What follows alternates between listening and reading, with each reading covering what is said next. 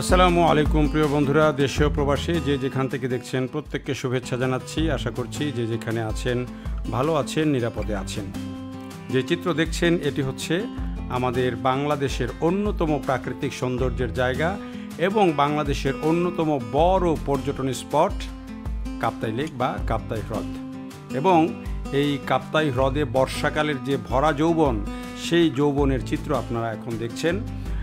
বর্ষাকালের যে ভরা যৌবন এটি বোঝাই যায় এই যে ঘোলা পানি দেখে। দেখেন একেবারে পানি ঘোলা, কচুরিপানা আসছে, এর মধ্য দিয়ে এই নৌকা, ছোট ছোট ইঞ্জিন নৌকা বা অন্য নৌকা এগুলো চলাচল করছে। বিভিন্ন কৃষি ফসল, মৎস্য, মাছ বিভিন্ন ধরনের, সেগুলো এর মধ্য দিয়ে আসা যাওয়া এবং পাহাড়ি মানুষদের যে চলাচল এবং পর্যটকদের যে চলাচল, সেটি একেবারে খুব ব্যস্ত একটি চিত্র আপনারা দেখতে পাচ্ছেন।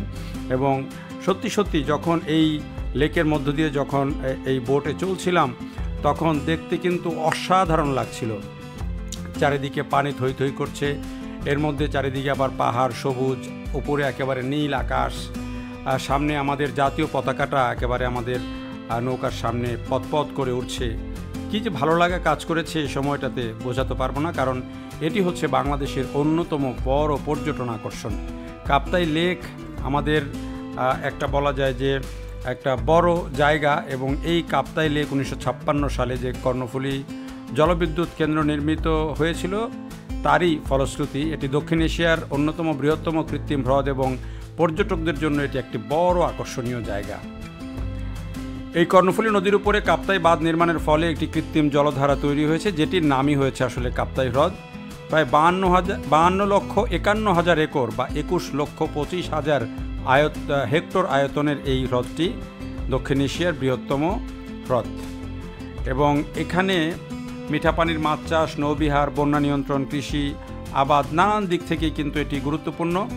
ছোট বড় পাহাড়, সবুজ বনানী, আঁকাবাঁকা পাহাড়ি রাস্তা দিয়ে এটি একটি মনোরম প্রাকৃতিক পরিবেশ তৈরি করেছে, যা পর্যটকদের জন্য অত্যন্ত আকর্ষণীয়। এবং এটি দেখার জন্যই কিন্তু প্রতিদিন হাজার হাজার পর্যটক এই কাপ্তাই লেকে আসেন। এবং কাপ্তাই লেকে যখন বর্ষাকালে পানি একেবারে পরিপূর্ণ হয়ে যায়, অনেক সময় কিন্তু এই লেকের পানি ছেড়ে দেওয়ার প্রয়োজন হয় কপাট খুলে দিয়ে। আর এই যে এটি কিন্তু বিভিন্ন সিজনে বিভিন্ন রূপ ধারণ করে। শীতকালে আপনি গেলে হ্রদের এক ধরনের চিত্র দেখতে পাবেন, দৃশ্য দেখতে পাবেন, আবার বর্ষাকালে গেলে কিন্তু আরেক ধরনের দৃশ্য দেখতে পাবেন।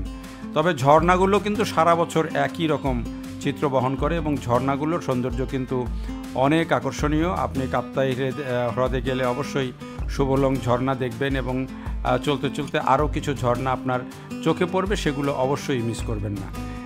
কাপ্তাই লেকে যাওয়া খুব কঠিন না। চট্টগ্রামে যাওয়ার পরে সেখান থেকে বাসে যাওয়া যায়, ট্যাক্সিতে যাওয়া যায়, রাঙামাটিতে গেলে আরও সহজ, সেখান থেকেও বিভিন্ন পরিবহনে আপনি অনায়াসে কাপ্তাই লেকে চলে যেতে পারেন। মূল সড়কের মধ্যেই কিন্তু, শহরের মূল সড়কের মধ্যেই আছে। দেখার জন্য ধন্যবাদ সবাইকে।